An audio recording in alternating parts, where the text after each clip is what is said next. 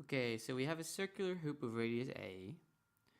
And I'll just draw that in. Don't really need to draw the radius. I know it's A when I want to use it. And you know what? To start off with, this should be bigger. Okay. Nice big clear diagram. Not quite a circle, but what you gonna do? Okay. And it's going to rotate about a point P in its circumference. That's interesting. And it hangs in equilibrium. So usually when I get a dynamical system, first of all, I draw it in equilibrium. We can see if a hoop is rotating about a point in its circumference, it would make sense if that point was like the highest point in the hoop, then it would be in equilibrium. We can see that, right? And it also is defined another point A, such that POA is a diameter, PA is a diameter, and it's vertical. Okay. So a mouse runs at constant speed u on the rough inner surface of the lower part of the hoop. Show that the mouse can choose its speed so that the hoop remains in equilibrium. So a couple of things here. Constant speed, rough inner surface. Choose its speed so that the hoop remains in equilibrium with the diameter vertical. So we've drawn our diagram correct. We don't need to redraw it at this point. Let's draw in particle m for the mouse. Say it has weight mg. And, we're going to do a couple of things here. Guess we could call this angle theta. And what kind of forces are going to be acting here? Well, there's going to be a normal reaction towards the center of the circle. So right angles to wherever the mouse is at. There's also going to be friction. If you think about it, the mouse would naturally slip down here. But therefore, friction must oppose that motion. So it must be going tangentially to the circle. F for friction. Now, what we want to consider is the forces on the hoop. Because we want to say that the mouse can choose its speed so that the hoop remains in equilibrium. Well, if the hoop remains in equilibrium, well, I guess one of the best ways to show that it's in equilibrium is to take moments about the point that it can rotate about. So we can take moments about P, right? And kind of show that they must be equal. So if we take moments about P, let's just evaluate what that's going to be. So the anti-clockwise moments and clockwise moments. Okay, let's think about the forces on the circle. You can see that although friction acts in the mouse, it's going to act in the opposite way on the actual hoop. So if we just redraw that hoop over here, the forces acting on the hoop must be a friction going this way and a reaction going this way, right? Of course, it's really invariant because these are the only two forces we're considering anyway. So you may want to think about that, but don't worry too much. You can also just consider these moments too. Either way, they are opposing moments, right? So I guess the best thing to do now is to calculate these two moments, F and N. Okay, what are they going to be? Well, I want to go from P to M, and then I guess both opposing moments are going to be at right angles. Doesn't really matter though. So for equilibrium,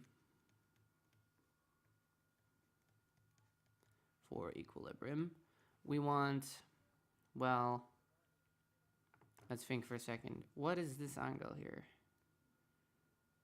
Well, considering, you may have seen a problem like this before, but straight away it's actually theta over 2.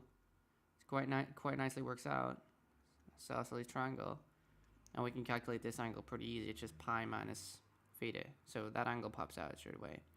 So we see that this moment acting that way is going to be n sine theta over 2. We see the friction, again, because it's sort of at right angles to the circle, we see that similarly this is going to be f cos theta over 2. Okay. That's interesting. Now notice here friction is not necessarily limiting. Because it doesn't have to be. Right, so we don't know if it's mu n. In this case, it'd be interesting if it was, because we can rearrange this equation to get f is tan theta over 2 times n. But we'll talk about that in a second. For now, we want this for equilibrium, but we want to show that the mouse can choose its speed such that this will work well. We haven't really said anything about the speed of the mouse yet, so it'd be nice if we can rewrite n and f in terms of some expressions which include the speed of the mouse. So really, this is just considering the equation of the motion of the mouse. Now I know that if I mark on the accelerations of the mouse, this is a theta dot squared, and this is going to be a theta double dot, which is actually going to be 0 because the mouse is running at constant speed, right? So straight away, I can just equate this friction with the component of the weight, just giving me m as mg sine theta because it's in equilibrium that way. So there we go. We've got f. Now to get n, we resolve, I guess really, but we don't resolve, we apply the equation of motion, right? So that's just n minus mg cos theta is a theta dot squared. Okay. And because we're considering the speed instead of the, angular rate of change, whatever, angular velocity, I guess you would say, I want to rewrite a theta dot squared as v squared over a, which is a pretty standard identity for circular motion. So that gives me n is mg cos theta plus v squared over a. All right, let's plug that in, and we'll see what happens here. So let me see. N is mg cos theta. F is mg sine theta. So we see that we're going to have thetas and half thetas. Now what would be nice would be if we can get everything in terms of half theta. Maybe some nice stuff will happen. And the question is always, what do we write cos as in terms of half theta? Because there's many possibilities. So let's just substitute everything in and see where we go. And be careful, there's also a mass here. All right, we've got m. I guess I'll take that outside. Being super careful. G cos theta plus v squared over a times sine theta over 2 equals f, which is f is going to be mg sine theta. Now instead of writing sine theta, I'll just go ahead and write 2 sine theta over 2 cos theta over 2. And then that's times cos theta over 2, so that'll be cos squared theta over 2. And we can arbitrarily assume that theta is not 0, or in fact pi. So we can just go ahead and cancel those guys. And the m's go away as well. Okay. So what are we looking for again? We're looking for the mouse can choose its speed such as this relationship holds. So if v squared, if we can, find v squared, there's no problems with having an expression for v squared, then this should be correct. All right. So multiply across by a, move this over. So I'm going to have minus ag cos theta. This is going to be plus 2ga cos squared theta over 2. doesn't seem to be any problems with that. And I guess I can use some clever identities here. I know that I can write 2 cos squared theta as what? Well, what's that identity? That's cos theta is 2 cos squared half theta minus 1. Okay, so if I just write this as I add 1 to both sides. That's just 1 plus cos theta times AG. That's what I can replace this as. And you see that the AG cos theta will cancel. So actually, that's quite a beautiful expression, really. Done, right? That's the mouse's speed. Whoops.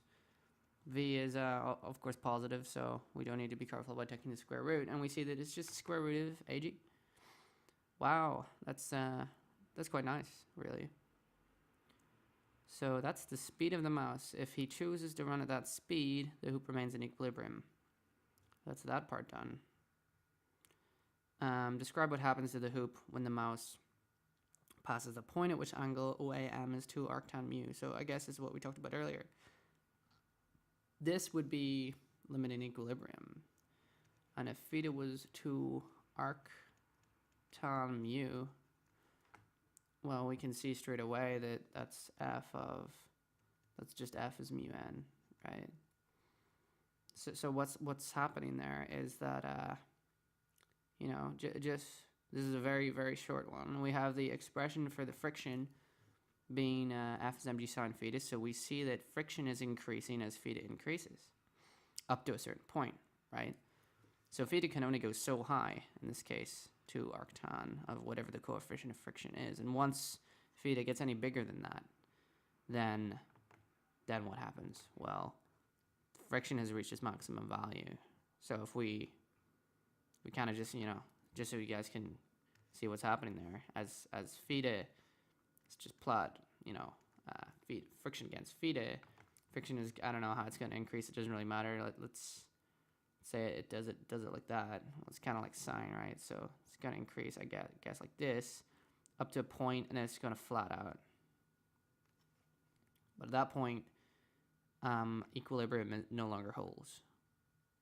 Okay, because friction cannot continue to increase past that point for equilibrium to hold. In other words, there is now an imbalance because friction cannot reach a value to cancel out the other force, the, you know, normal reaction or whatever. So at this point, I guess the hoop is about to slip, right? If the mouse if the angle increases any more, you know, when the mouse passes the point, so what happens there is the angle has started to increase a little bit more, which means what? Well, it means the hoop is going to move, right? Because this whole question was about considering the equilibrium of the hoop. So the hoop will move, and you just have to say, well, which direction will it move? Well, I mean, just thinking about that as the mouse runs up, forces on the hoop. I believe, I could be wrong, but the mouse's weight will force the hoop to rotate this way, I believe, right? Anyway, that's this question, so I hope you guys found my method of thinking through that helpful.